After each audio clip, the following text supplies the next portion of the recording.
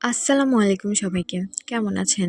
আশা করি সবাই অনেক, অনেক ভালো আছেন। আমিও ভালো আছি আলহামদুলিল্লাহ। দেখতেই পাচ্ছেন আমার আম্মু গরুর মাংস নিয়ে ব্যস্ত হয়ে আছে। ওয়েল আজকে শবে বরাত যার কারণে আব্বুও বাসায়।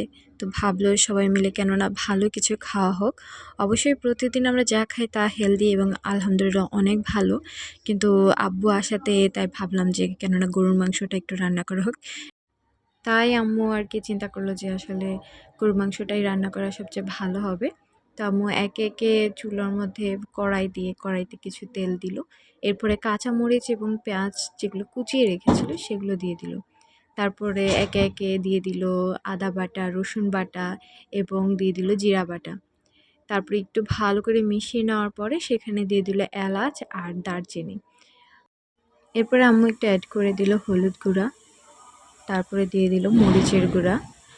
যতটুকু ঝাল আপনার ভালো মনে হয় ততটুকু ঝাল দিয়ে আপনি নিতে পারবেন।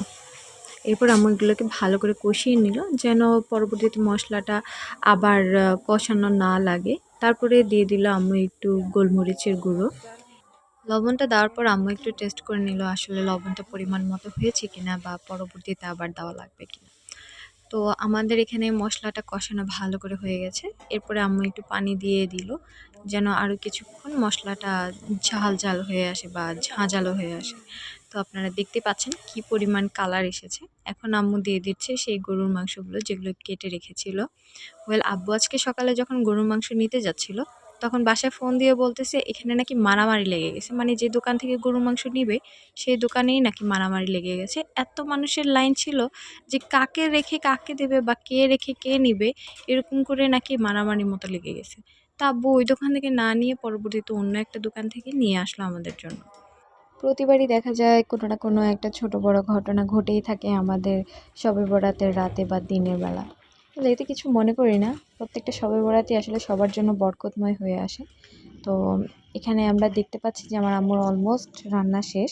সেখানে আপনারা দেখতে পাচ্ছেন যে গরুর মাংসটা কী পরিমাণ সুন্দর একটা কালার চলে এসেছে এবং আপনারা বুঝতে পারছেন না, যখন আমি ওখানে দাঁড়িয়েছিলাম তখন আমি যে ঘ্রাণটা পাচ্ছিলাম কি বলবো, আসলে অনেক অনেক মজার ছিল।